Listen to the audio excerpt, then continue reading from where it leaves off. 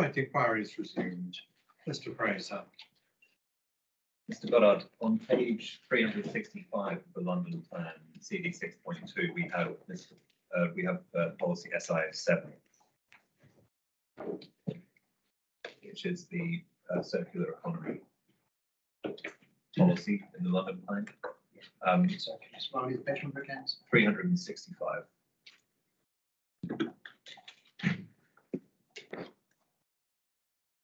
Yep, on that. And under A, we have resource conservation, waste reduction, increases in material reuse and recycling, and reductions in waste going for disposal will be achieved by the Mayor, waste planning authorities and industry working in collaboration to, 1, promote a more circular economy that improves resource efficiency and innovation to keep products and materials at their highest use for as long as possible.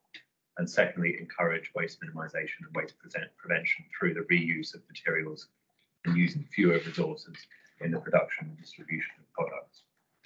So that's what it says, A. And then under B, we get referable application should promote circular economy outcomes and aim to be net zero waste. Followed by a circular economy statement should be submitted to demonstrate a series of things. Yeah. So in the supporting text at 9.7.3 on page 367, we then get to assist with the introduction of circular economy principles, and there will be providing further guidance on circular economy statements. So that further guidance, as we know, is in the LPG on circular economy, which is CD 6.30. I ask you to take up that document. That's this on the very high copy, isn't it? Yeah. That's right, so yes.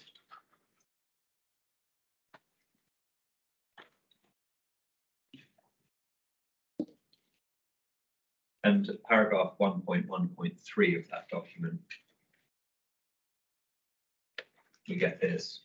This guidance explains how to prepare a CE statement to comply with policy SI7, including the information that must be submitted under policy SI7B. It also includes guidance on how the design of new buildings and prioritising the reuse and retrofit of existing structures can promote CE outcomes. Then there's the reference to D3 and the need to take into account the principles of circular economy that we've already looked at. And then section 2.3 on page 9, we get circular economy design approaches. Yeah. And at 2.3.4, a reference to figure 3, which is below, and that's exactly the same figure that we've already seen in policy D3, the supporting text. Yeah.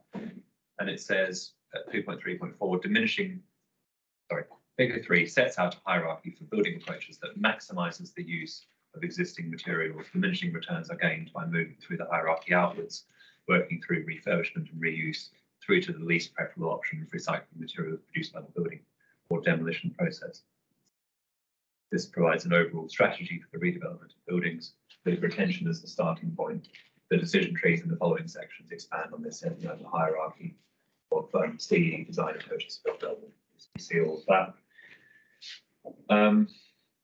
And then we've got the decision tree, which we've already considered on page 11, figure 4, where a series of questions are asked. We know how M&S answer those questions. We know how Mr. Sturgis in his evidence answers those questions.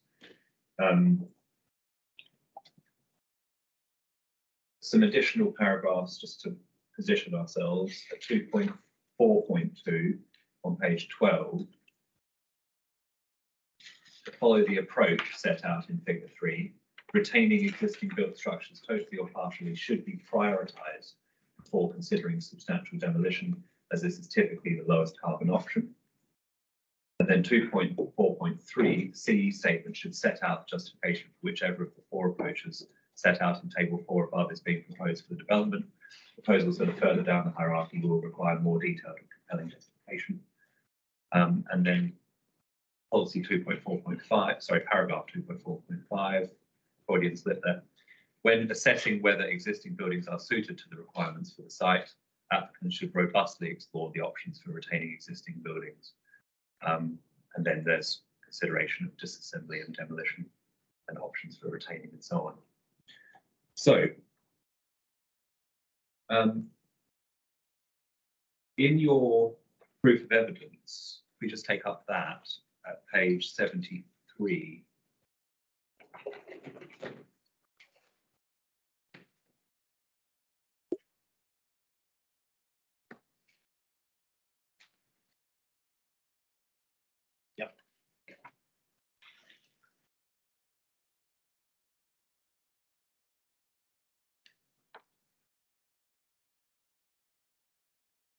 It was about SI2, I think. and- Yeah, it is. And I just wanted to check something because you're talking about SI2, but then you're talking about this language of where such buildings are not suited to the planning requirements of the site. And that's I assume taken from the decision tree. And that's obviously part of guidance related to SI7. So I just wondered whether perhaps you meant to be discussing SI7 then. I may stand corrected, but I don't think so, because I think similar language appears in both the London Plan guidelines, both for circular economy and for whole life carbon. Right. Certainly, for whole life carbon, there is a clear reference to meeting the needs for the site being a consideration. But it's sort of suited to language is what I'm thinking about the decision tree. Well, as I say, I would absolutely not want to take a bad point. So if I've juxtaposed one from the other, I think there are specific points in the CES guidelines, which obviously I'll take you to 2.4.4 and 2.4.5, which make the same points really. Because in the what sorry guidance? Well, in the circular economy guidance, you skipped over 2.4.4, which is relating to the decision tree and the asterisk, which says that there may be other planning reasons necessitate demolition or retention of buildings, which the process in Figure 4 cannot and does not override. No, sure. So it's the same. It may be the same language, but it's the same principle, which is that there are other factors, planning factors, such as making the most effective use of the site, that this doesn't override. This is okay. Well, perhaps if I ask it in a different way, at 9.32.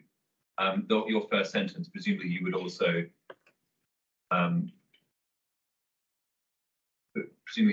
say that the same applies in relation to SI7.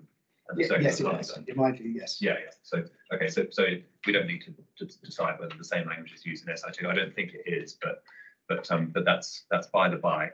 Okay, so it's your evidence, therefore, just to use the same terms as 9.32.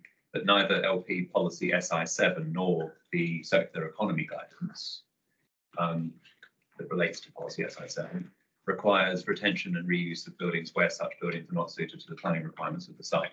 Yeah. So, and logically, the converse could also be true. Sorry, the converse of that. So if such buildings were found to be suited to the planning requirements of the site, then there would be a breach of the guidance and the policy. And we might be trespassing into what the policy says and what the guidance says. The justification for demolition in both cases in relation to the guidance, which is not the policy, both recognise in the guidance that there are circumstances where demolition is the right solution. Yeah. And I mean, if clearly retention of the buildings can meet all the policy requirements in site and is acceptable in all other terms, then that as you say, there's no policy against that, and that would be in accordance with the guidance as well. Okay, so be in accordance with the guidance and be in isolation on that point, yes, if it meets the requirements of the site. Okay. And what if that was the case, but then the application was being considered and evidence was an application to demolish and rebuild?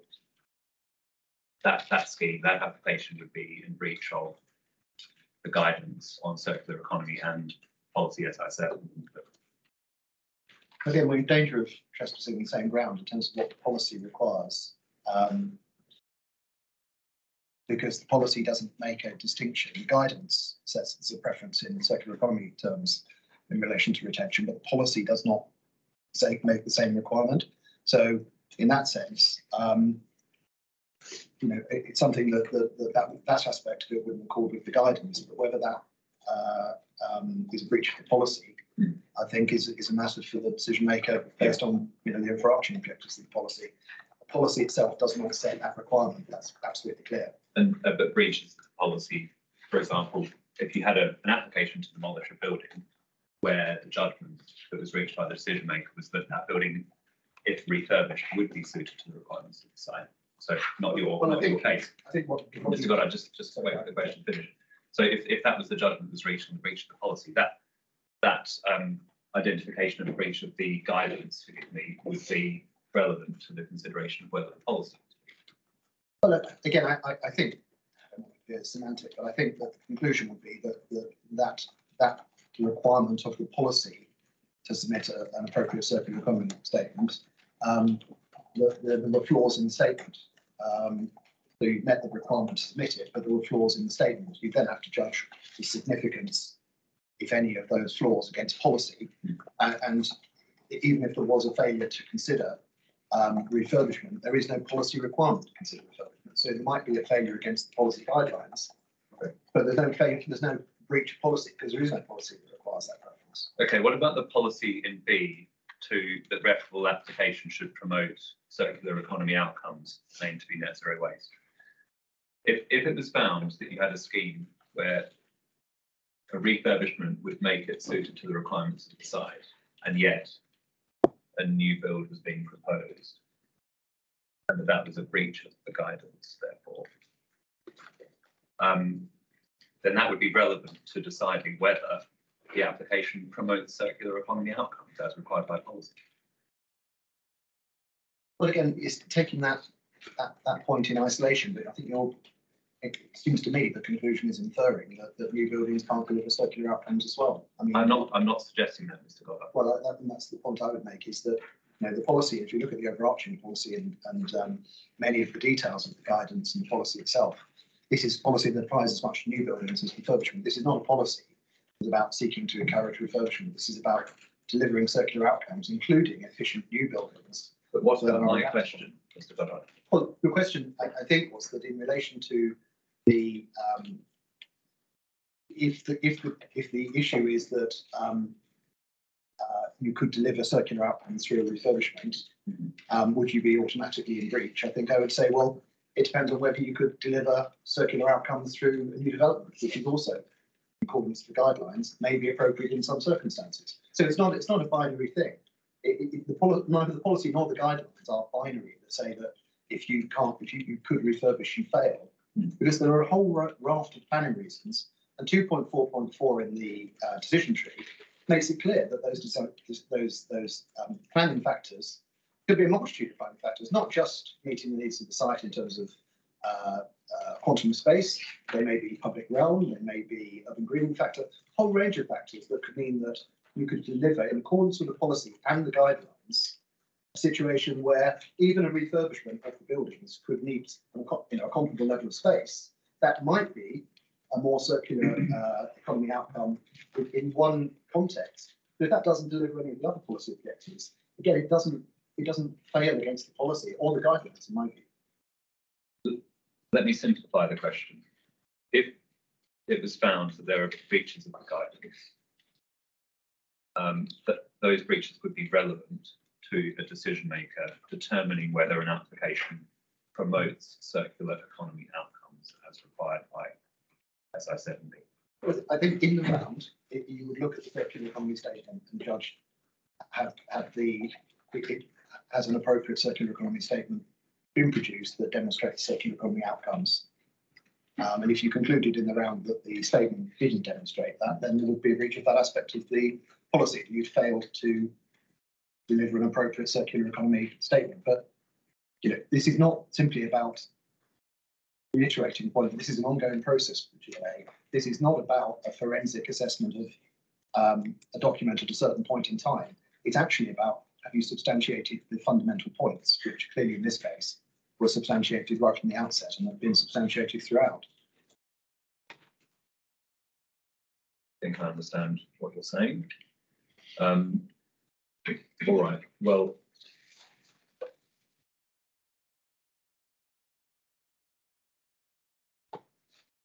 The same, so we've been talking about B, we've talked about SI7B, and the requirement to promote circular economy outcomes. If we also look at A, we see a requirement to, one, promote a more circular economy that improves resource efficiency and innovation, keep products and materials at their highest use for as long as possible.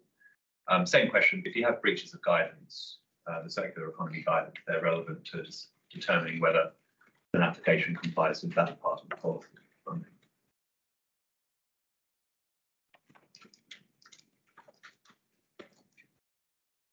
If he sets out what a circular economy statement should demonstrate, I mean, if it doesn't meet those requirements, and I agree that you would, you make a procedural breach, but it doesn't necessarily mean it's a substantial breach, a substantive breach.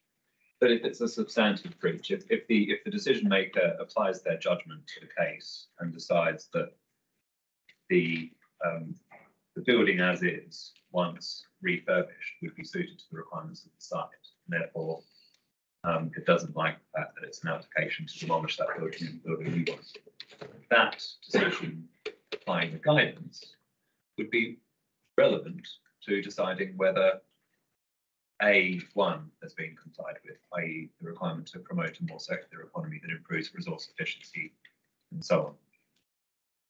Well, I think if you concluded, as you say, on a substantive matter, yeah, then you could conclude that that aspect of the policy has not been fully complied with, and, yeah, and then you would reach judgment based on all the other considerations that would be weighed into account. exactly. Yeah, and the same actually would go for 2 as well. A2, same point.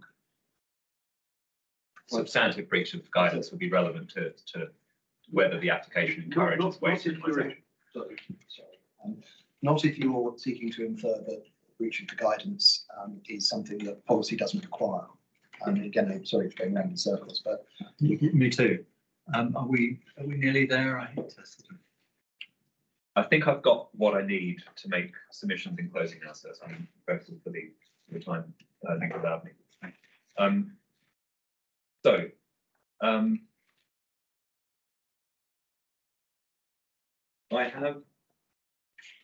I would now like to ask, well, let me ask you, sir, what you think would be helpful. I have a similar line of questions that I would like to ask about the city plan policies. They're relevant to safe space for demonstrating policy compliance. I'm very happy to, I think I understand what this witness is going to say in response to them. I'm very happy to just close on that basis. I think I would be too. What I'm interested in is the witness's interpretation of policy. If you're happy, you've got that from the London plan, yeah, and you know what you get from looking at the local plan, then the actual meaning of the policy is a matter for your submissions. Thank you, sir. That's I'm very helpful. I'm very grateful for that. And if it helps, I'm not going to take a point that it wasn't. I'm grateful for that, Mr. Harris. Thank you. Good. So that will shorten things significantly.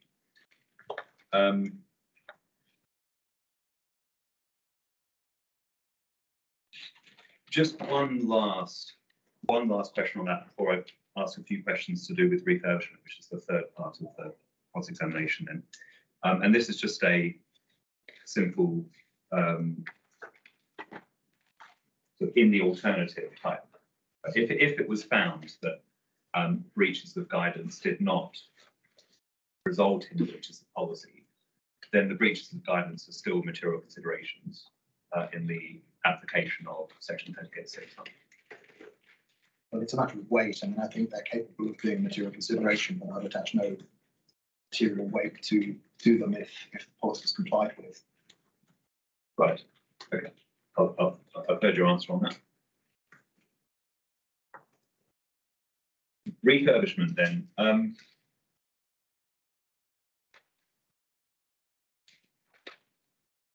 Firstly, I'm just trying to see how much of this I need to do, because of course,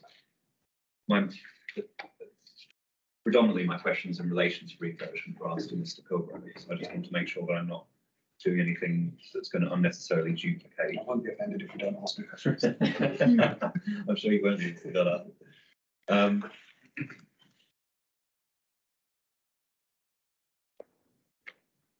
Okay.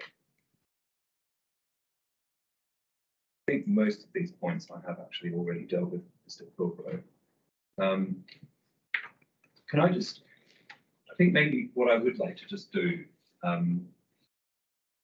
is take you through what you said at paragraph 10.30 of your proof. So I think this would just shorten things, because there you've set out 10.30 on page 81 of your proof.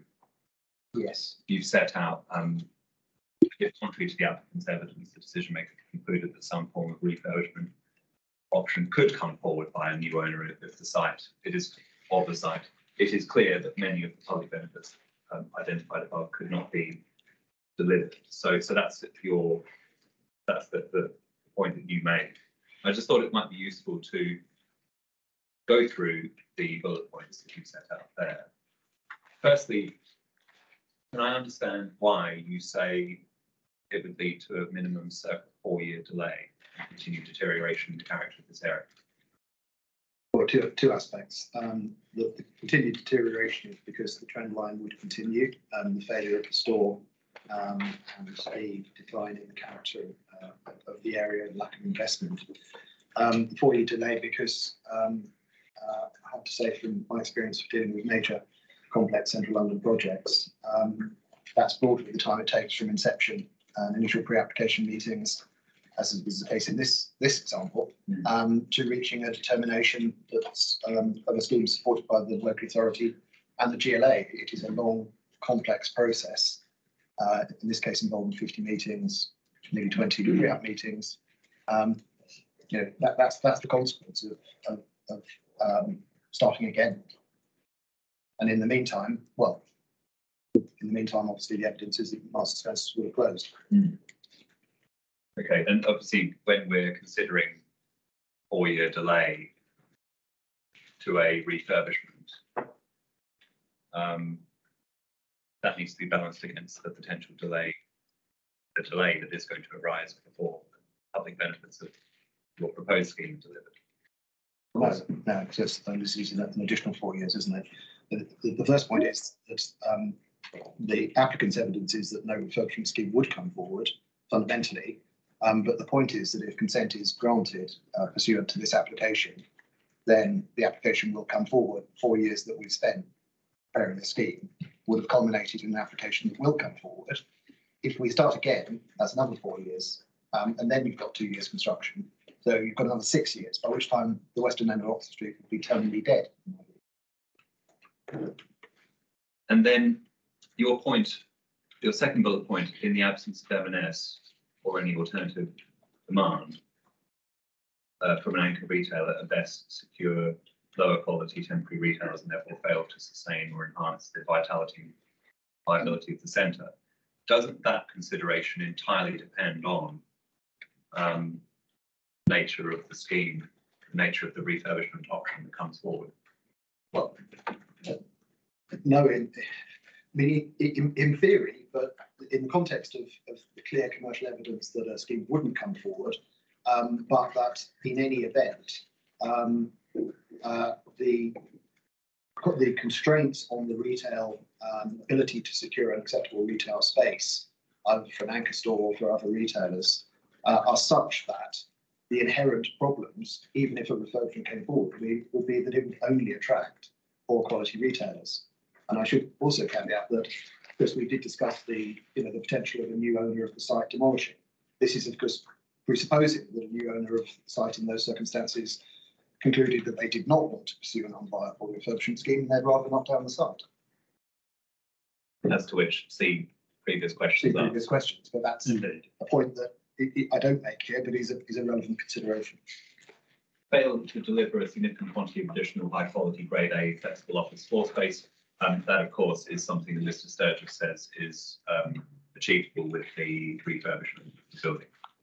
Yes. I'm not sure he does. I don't think Mr. Sturgis says that it would achieve high quality grade A flexible space. I think he asserts that you could achieve some office space, but I'm not high quality office space. Well, if he does, I'll stand corrected. But certainly, perhaps his interpretation of high quality grade A and mine and Knight Frank's may differ, but again, there's a fundamental point of difference, which is that the commercial office agents that give expert evidence to this inquiry have said there is no way that that upper space in a refurbishment option could deliver any form of high quality office space, let alone grade A. Well, Mr. Pilbrow accepted when I was cross-examining him last week that it would be possible to achieve grade flexible office floor space in the additional floors that were created.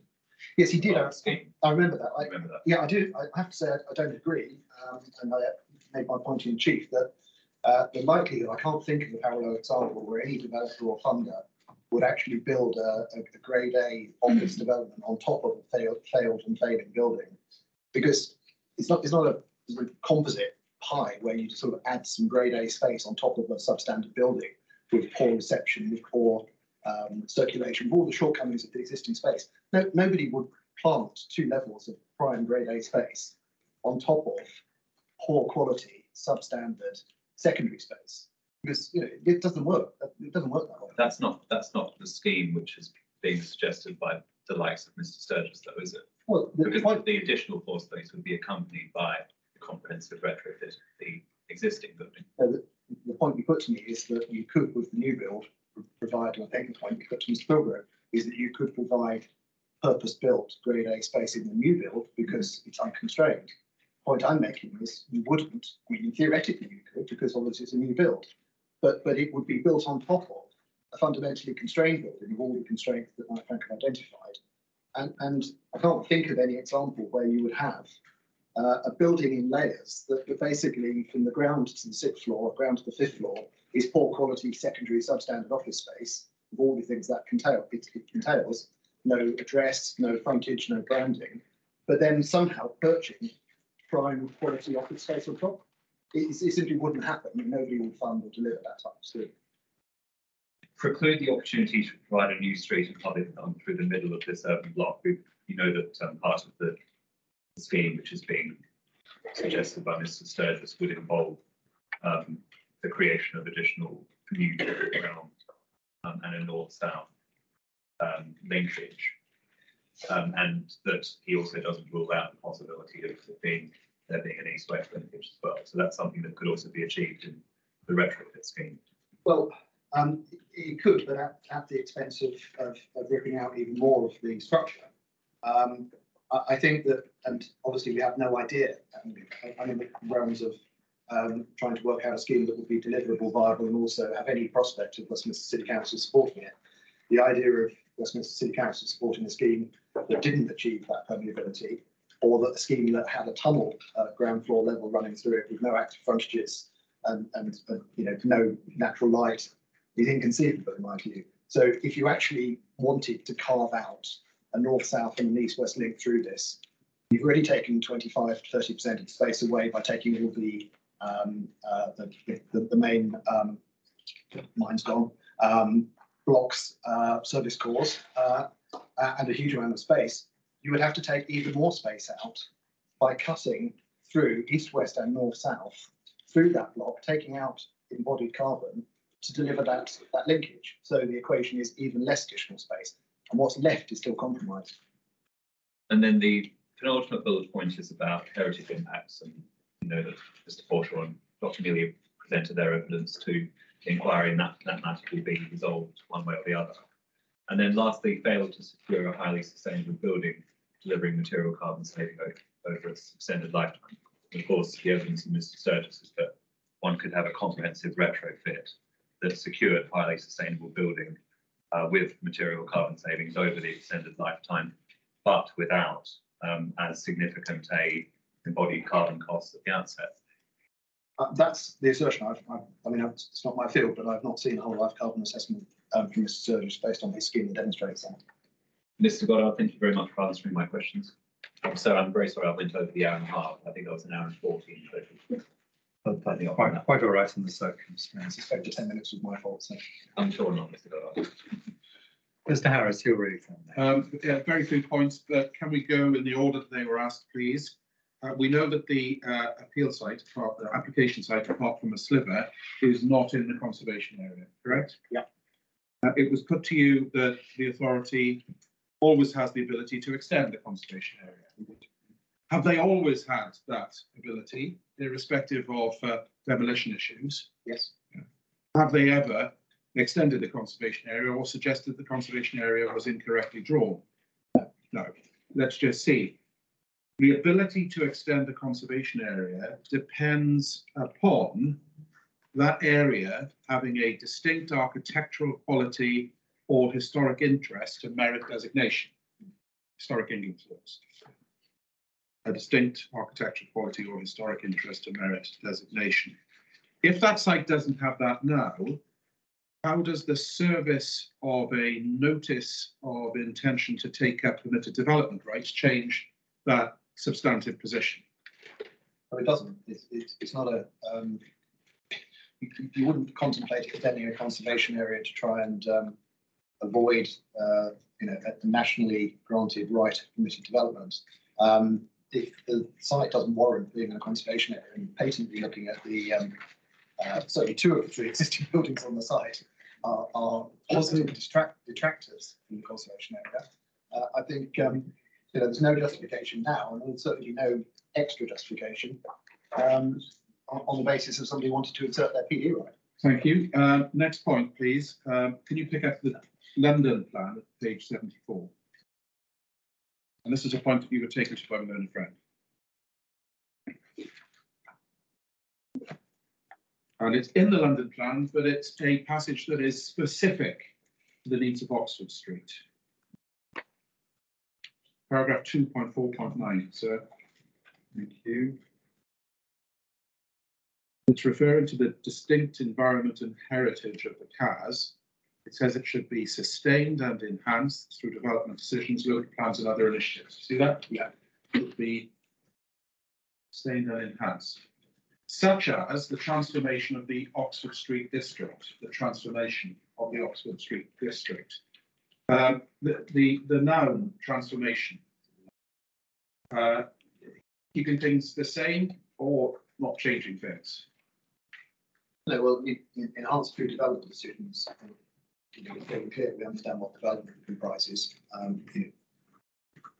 Works that require planning permission are development, and enhancement would involve new buildings, new development. And what about transformation? Well, the transformation is clear. I think the whole basis of policy for Western End of Oxford Street is that it's failing. The time is now, and it requires that transformation to reverse that decline. And is that transformation consistent or inconsistent, called for or rejected in relation to the distinct environment and heritage of the CAS being sustained and enhanced? Oh, it's called for, and obviously, my view and the applicant's view is that this proposal delivers an enhancement to the character and appearance of the area, and indeed that the new buildings in the public realm enhance the character and appearance of adjoining conservation areas, and certainly don't harm, and I think, in my view, enhance the setting of Selfridges. Right, thank you. Next point, and following on, my learned friend said, well, our heritage will always be a factor in the balance. Remember that? You accepted that. I just wanted to see whether that's a novel proposition or whether we've already got the wherewithal, the policy matrix to deal with that. What we've got here is a non-designated heritage asset that the local authority accept could be demolished by reference to the GPDO rights. That's what we got. And then we got on case, as we put it, the extent to which that non-designated heritage asset should stand in the way of enabling good growth. That's how you put it. Yeah. Should the non-designated heritage asset. Now, in terms of machinery for the inspector to form a judgment on that, please. Why does he need to look any further than paragraph 2 or 3 of the NPPF for that non-designated heritage asset? No, that's correct. The 202 and the other provisions of the NPPF relate to designated heritage assets. 203 is a specific freestanding test. It reflects the fact that obviously is a non-designated heritage asset. It doesn't carry the statutory presumption and protection of a designated heritage asset. So it's a freestanding test based simply on the benefits. And in this case, I agree with Westminster City Council view that the design benefits of the scheme itself outweigh the loss of the Orchard House MGHA. That's before you even look at the wider benefits of the scheme. All right, last set of questions based on the various guidance notes, etc. What the GLA actually found. You need to have to hand Mel Allwood's rebuttal. CD. Don't. I mean, you must have it. Oh, you had it out earlier. It's 10:15. Great.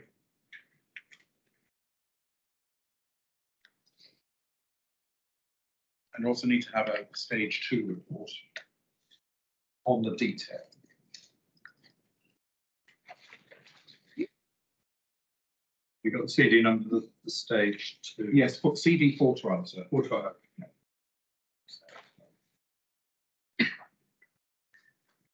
So can you go to paragraph 14? Yeah. Which you were taken to in part, and look what is said in Mel Allwood's rebuttal.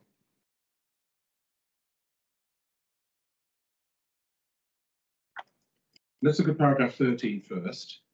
What is relevant as part of the consideration of this case is whether the provisions of the development plan in relation to sustainability matters are in substance complied with. Yeah.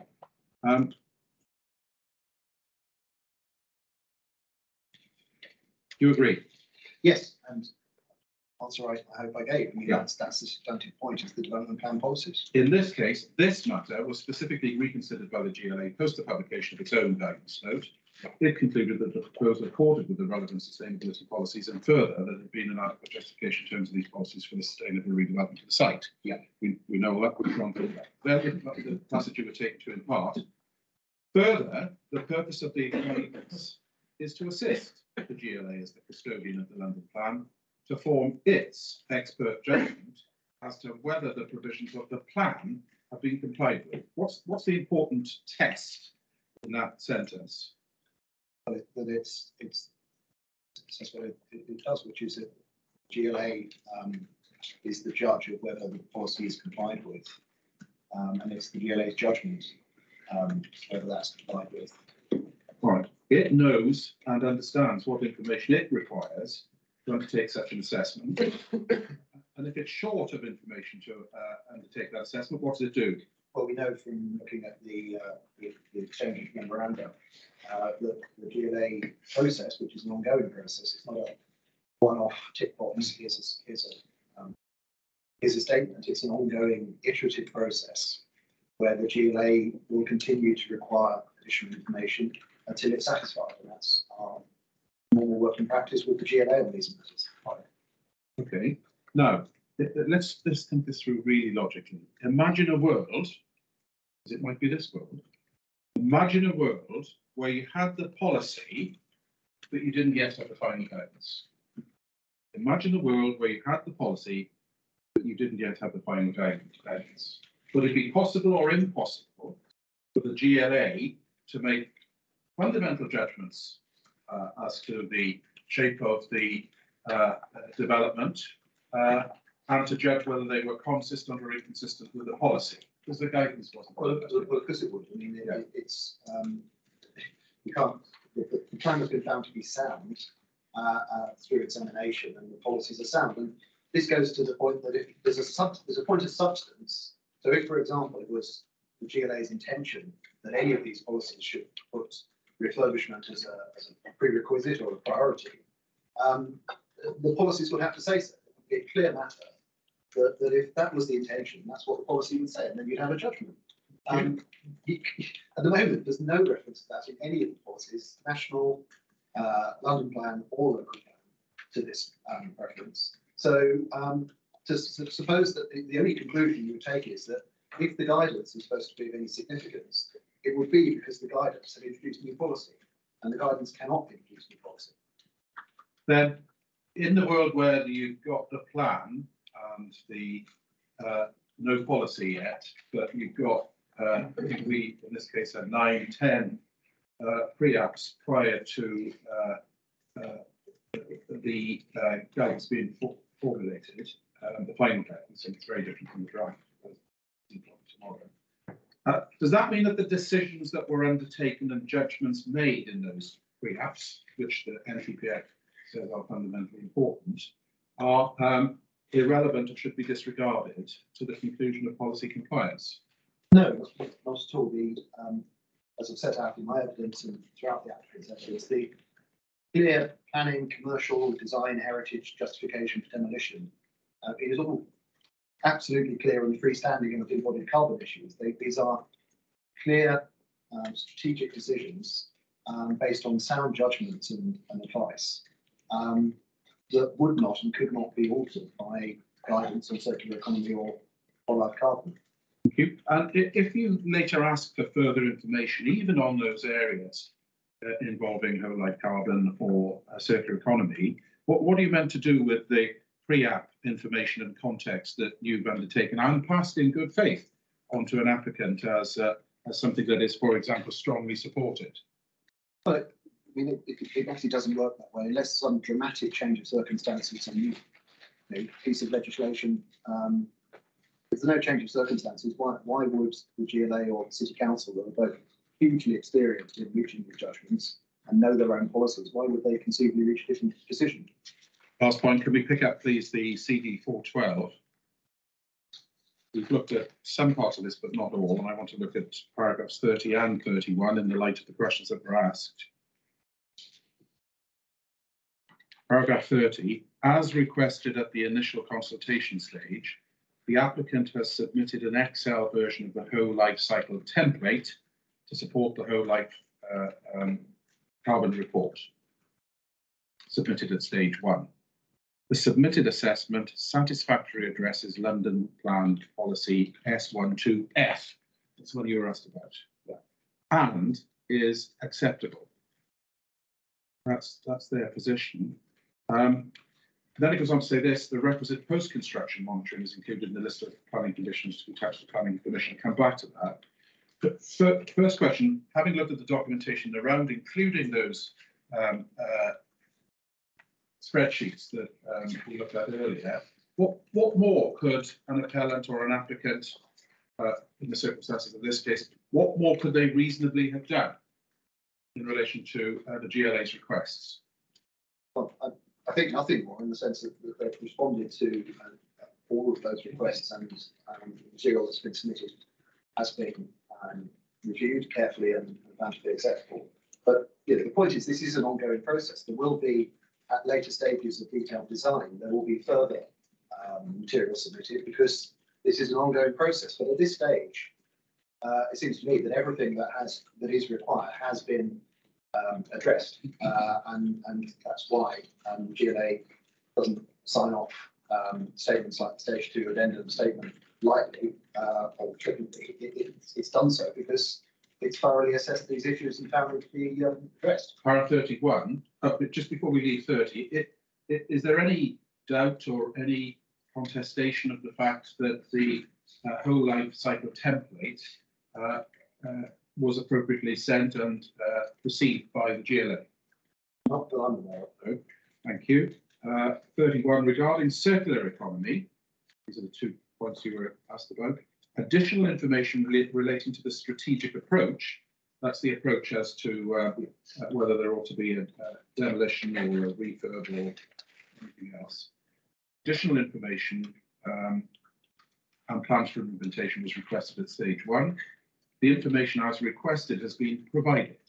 In addition, a commitment to post-completion reporting is included in the list of conditions to be attached to the Planning Commission.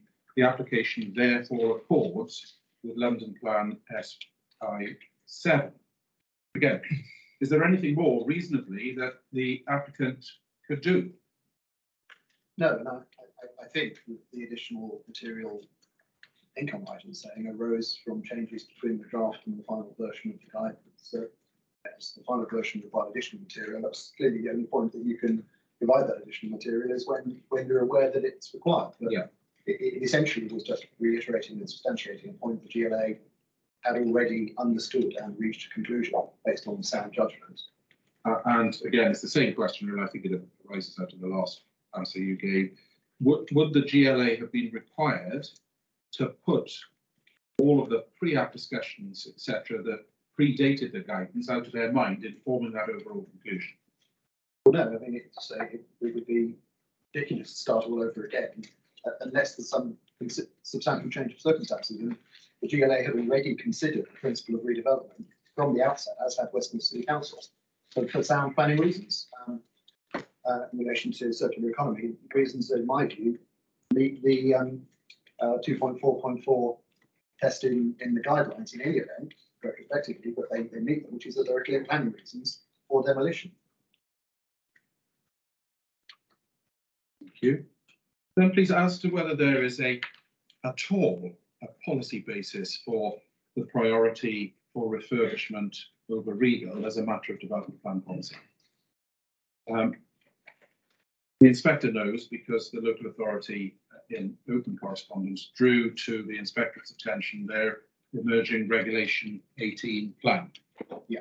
And the Regulation 18 plan says that the city is considering a policy which says priority to refurbishment over redevelopment where appropriate. Where appropriate. It also said to the inspectorate that that was a very early draft, a little weight should be given to it. If there was a generalised or any policy identifying priority as part of the development plan, would that Regulation 18 suggestion be necessary? No, I mean, it would clearly, there is no policy requirement in the development plan to consider refurbishment. That would be a change, which City Council would say attach limited weight. I'd say the attachment to no weight to something at that early stage. I'd say no weight to it at that stage. It would clearly have to be tested against, inter alia, the overarching objectives of the city plan as currently stated, which are to encourage new development, new architecture, additional floor space, and to see whether the operation of that policy will fundamentally prohibit achieving good growth objectives. But in any event, as I understand it, the way that's phrased is it would say if it was a general proposition, it would have exceptions. And I think even if it was a general proposition, the exceptions are met in this case, because nobody, in my view, in their right mind would apply such a policy to retaining a failing scheme in a failing part of Oxford Street that fails against all of those strategic policy objectives, based simply on a policy to retain those existing failing buildings in a way that will prevent a scheme such as this.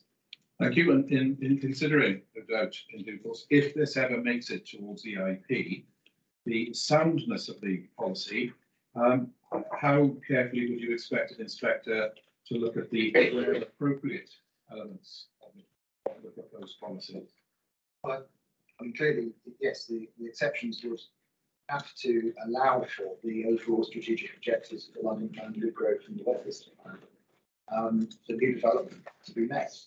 I think we also actually have to have regard to permitted developments to say that the operation and relevance of such policy to circumstances where buildings are not within the conservation area and are not listed would call into question whether the policy was fundamentally sound in any event. Because all that would do, in my view, would be to increase the likelihood that owners and developers would do what they're perfectly entitled to do, which is to progress in those circumstances on I'm going to demolish the site first, and then I'll put up an application in. All of those matters will be discussed at examination in public. I don't want to preempt what that will say. All right, thank you very much. Thank you very much. Just wait there. Thank you. Some questions from me, quite a few of them are there. I'm afraid they're not in any particular.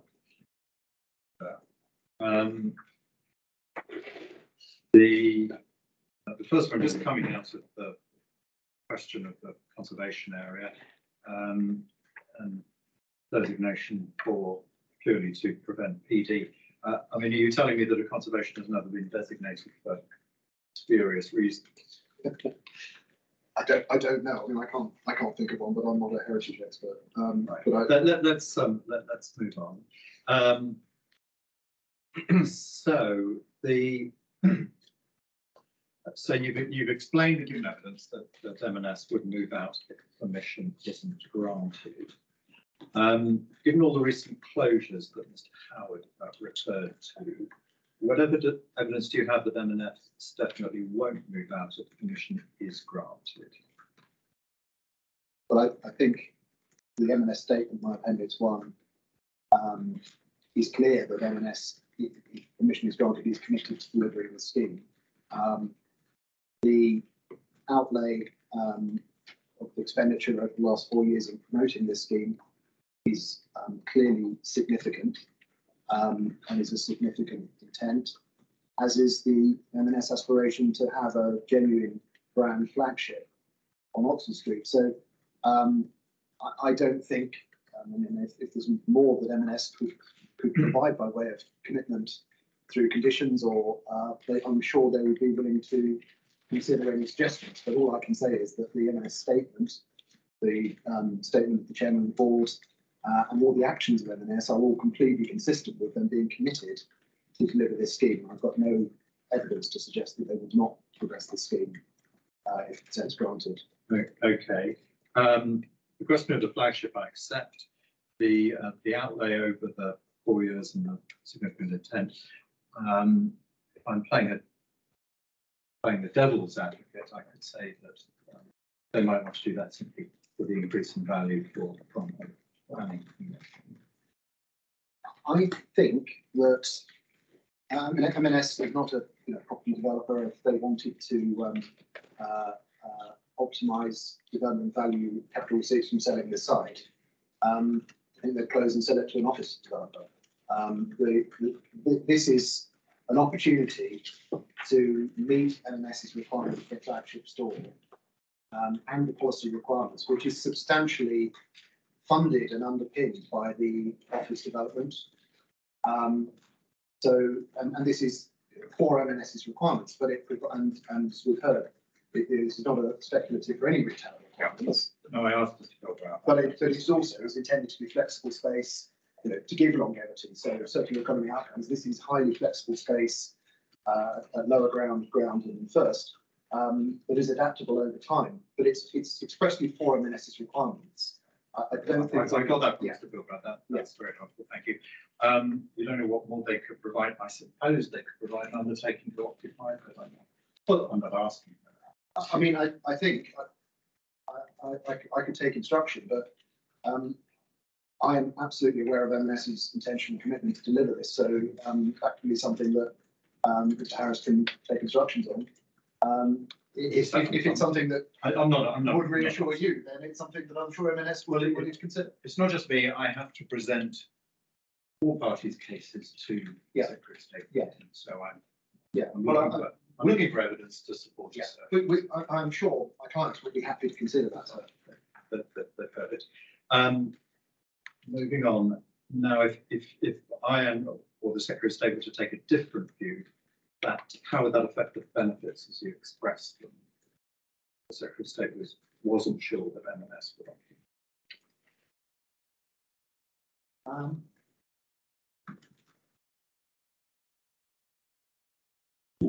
Well, I mean, I'm not sure that if M&S had no intention of occupying, they'd progress with the scheme. I think that the scheme would benefit. It's the same answer. It's the same answer. That really. That's okay. That's okay. Yeah. As I say, these are in no particular order. All the benefits arise from M&S committing to the scheme. And if they don't, then the fallback is nothing happens. But this is the only prospect of something happening. Right, that's fine.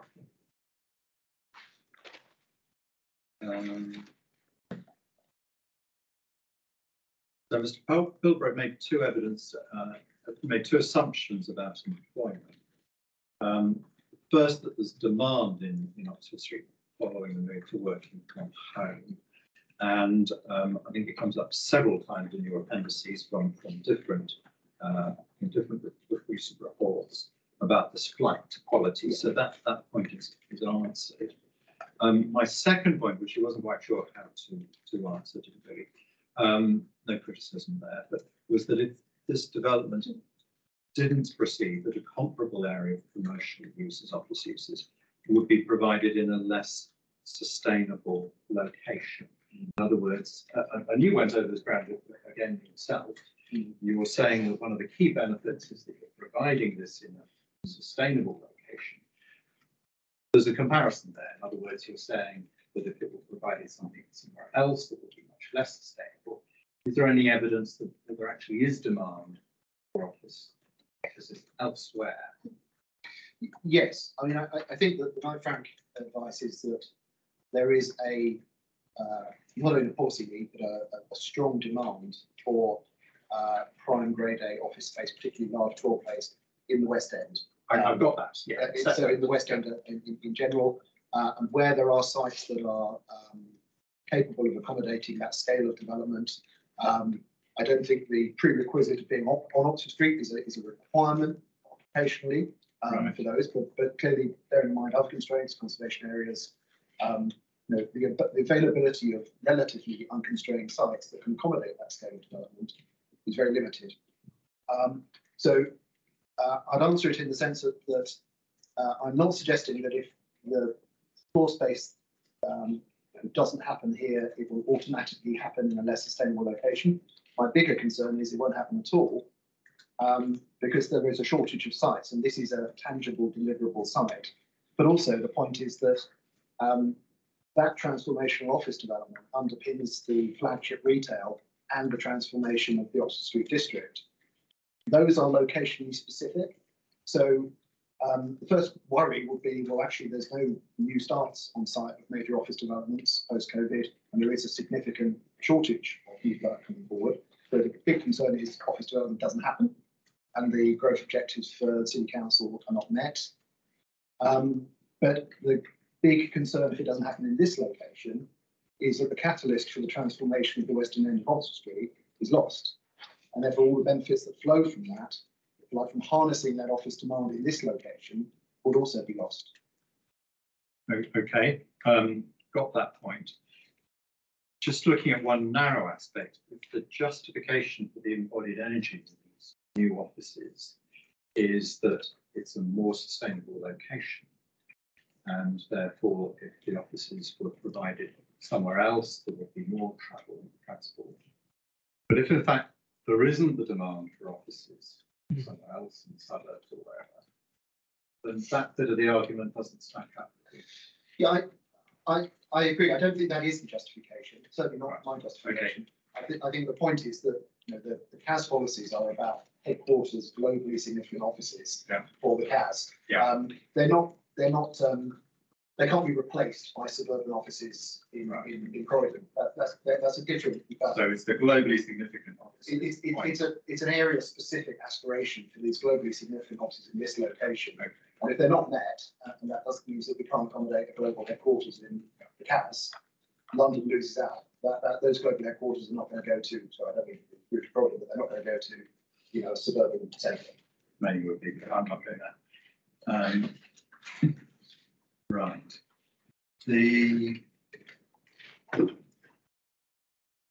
Again, you talked about the flagship store. There is already another store, M&S store at Pantheon. Yeah. I went to see the other day. What would make this more of a flagship store than the Pantheon? They do serve quite different roles. I mean, the Pantheon obviously is a very attractive style of purpose-built store. It's a much smaller store, and the nature and character of the eastern end of Oxford Street has always been quite distinct in the sense that it's always been more of an everyday workers type shopping facility. So Soho and Bloomsbury all sort of feed into the eastern end of Oxford Street. It's more of a sort of Londoners and workers sort of shopping place. The western end of Oxford Street has always really been the flagship visitors, tourists, visitors to London, from outside of London. So they always serve different functions. The Pantheon store is, as I've indicated in my rebuttal evidence, is not without its challenges. It has its own substantial challenges. So it's not ideal by a large margin, but it is smaller. It's less constrained than this side, and fundamentally, it is more of that neighbourhood store. Perhaps that's the wrong way to use it, but it's not what I'd describe as a flagship. It's more of a neighbourhood store to the east end of Oxford Street meeting predominantly workers, requirements rather than necessarily tourists and visitors. Thank you. I think The new flagship store would be their global look at us. We're Britain's best retailer. This is the best store. It's what perhaps the existing store was 40 years ago. Right. Small point. The next one. There's reference to 131 square meters of third-party floor space, flexibility to come forward as a nighttime or evening use. And my question is, would the public realm be open to the public 24 hours a day? I believe so. Again, I need to take instruction if I'm sure I'll be told if I'm wrong, but I think that would be the intention. Okay. Perhaps when you get the instructions, you can tell me where that is. The Marks and Spencer statement you were referring to, Appendix 1, there's a graph in there about this. There's 3 of them. First is on page 9. Let's see if I can pull it up.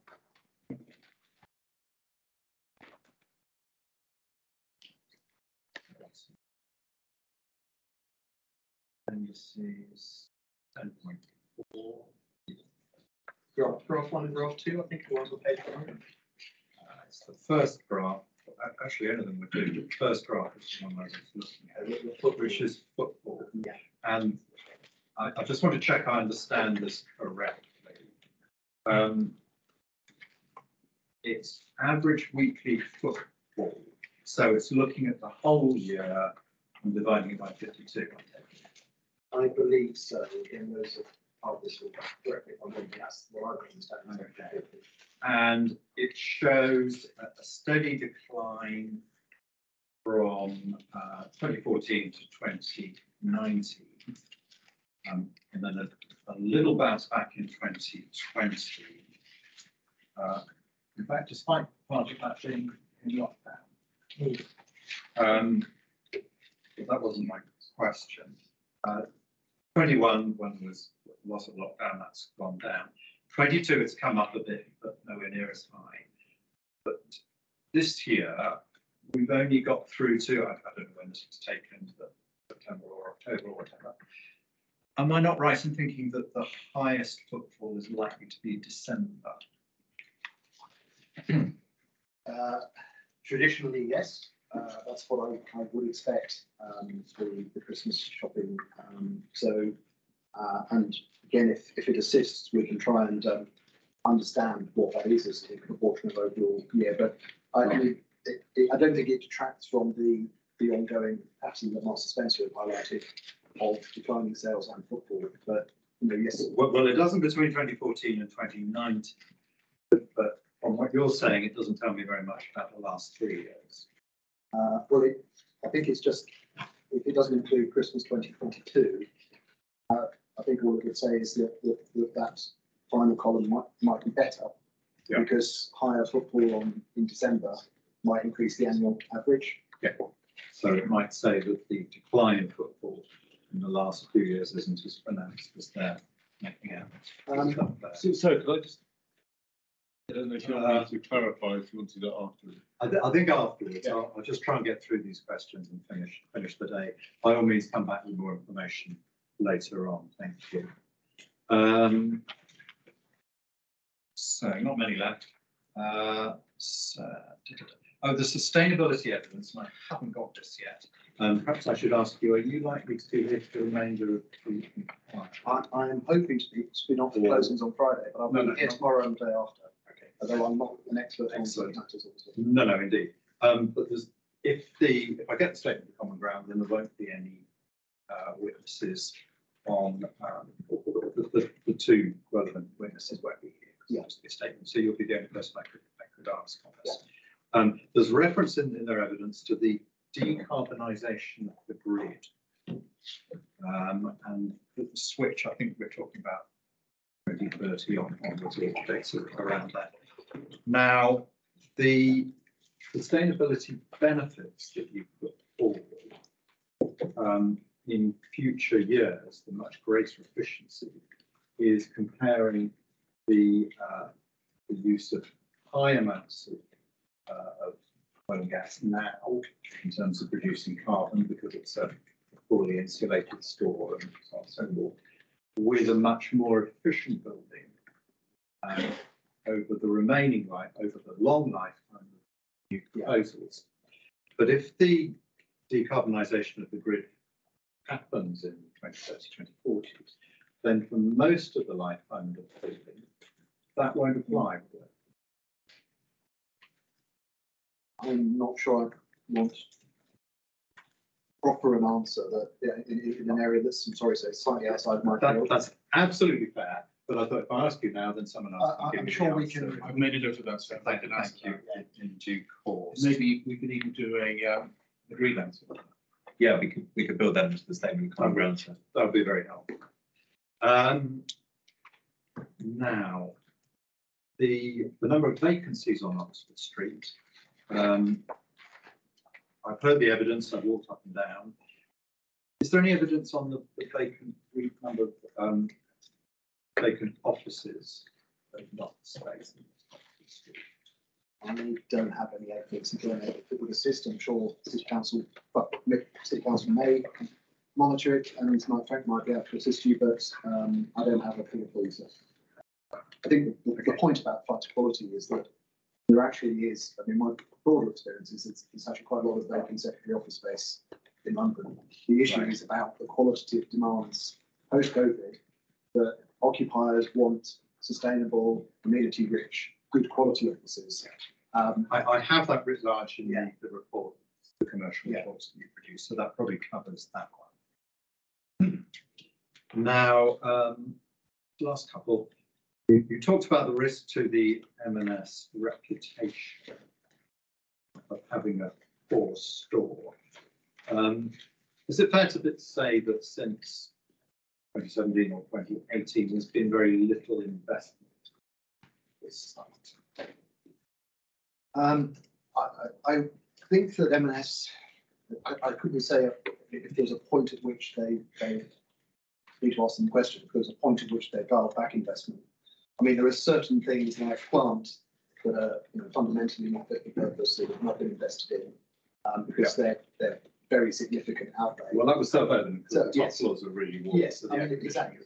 So I think that, I think my understanding, and certainly having been around the store twice with representatives from M&S, is that they have invested and continue to invest in facilities that enhance the customer-facing. So it's smarter gondolas. Yeah, absolutely, because so they're not. There's no suggestion that the footfall or the sales declining are because they're running the store down. I think back of house. I mean, clearly there are roofs that leak and the plant that doesn't work, there are light bulbs that don't work.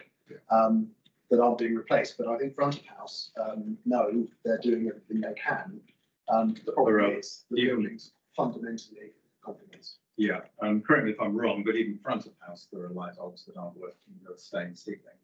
Yeah, there are, and my understanding, I'm not really about light bulbs, but having spoken to the person who is, I think part of the problem is that some of the plant is so obsolete that the fittings and new facilities are simply not available. So that's not an intention. It's because they simply cannot have obsolete fittings. But that's helpful. I mean, I saw it, but I was not asking questions for evidence on science of that. Nearly there.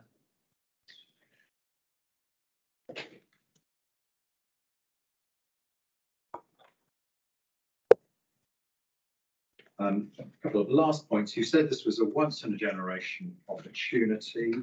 And it's a tiny point, but Park House has just been built. Yes. Was that not a once in a generation opportunity, very large scale? Well, it delivered Primark. Park House, Nash Bond have identified that some of the retailers are not entirely happy with the performance in that site, and I think that's partly because it was transformational compared to what was there, sure. And Primark is an important anchor. I don't think, though, that without being disparaging to that scheme, that delivered the scale of ambition that this proposal has. And by that I mean the means of enhancing the Orchard Street, reducing traffic, public realm, permeability, integration. there's a whole range of things that this does, which I think is a step change. And also Park House, when it was built, that Western and Oxford Street was not struggling as much. What we're now in is a stage where it actually has declined dramatically since Park House was built. So it certainly did remedy the problem. Okay, final question. It sort of comes back to the speaker we heard this morning. You told me a lot about the experience that you've had, very impressive. How many of those projects that you've worked on have been refurbished? Taxi Power Station in the case of Portland. Gosh, I mean, think about that. I mean, quite a lot. I mean, is the answer. We as a practice, as all the consultants actually for Council Spencer, are well versed in particular, obviously, in relation to listed buildings, sites and conservation areas. In London, I would say, unless someone else takes an issue, I'm quite happy with that. It was just the ones that we, apart from Battersea Power Station, the others seem to be new. Thank you very much for your evidence. That's the end of my questions. It's virtually 5 o'clock, so that's good timing in some ways. Anything else before we resume tomorrow? Actually, there are a couple of things. In my list of points to you, did I include the request for a letter on pre-commencement condition? No, but I did hear that during the condition section, and we've noted and will provide. I'll sign the usual disclaimer saying that we are content. Thank you for that. And we'll move to Saves witnesses tomorrow. Do we need to move the table? I was going to say, so yes, what Mr. Sturgis is planning to do is to do a PowerPoint presentation in the way that some of M&S's witnesses have been doing. So Indeed. What we'll do is, if it's all right, we might get you to sit on the end of the table that Mr. Goddard is currently sat at. Right. And then Mr. Sturgis will give his presentation on the TV behind you. Okay. And then where's he giving evidence? He'll be giving evidence on this side. Okay. So when we're you going to do move cross-examine. furniture about. I think when Mr. Harris cross-examines Mr. Sturgis, he'll be on this side on the table. So yes, but we're going to need to move things I'm around. content. So perhaps we can discuss it in the morning with our Mr. Shifter hats on. And if it assists you, so we also plan to switch Yes. teams, switch places if that's helpful. That's up to you. Yeah. Probably will be helpful. Okay. Anything else before we break? Then until 10 o'clock tomorrow morning, so inquiries agenda.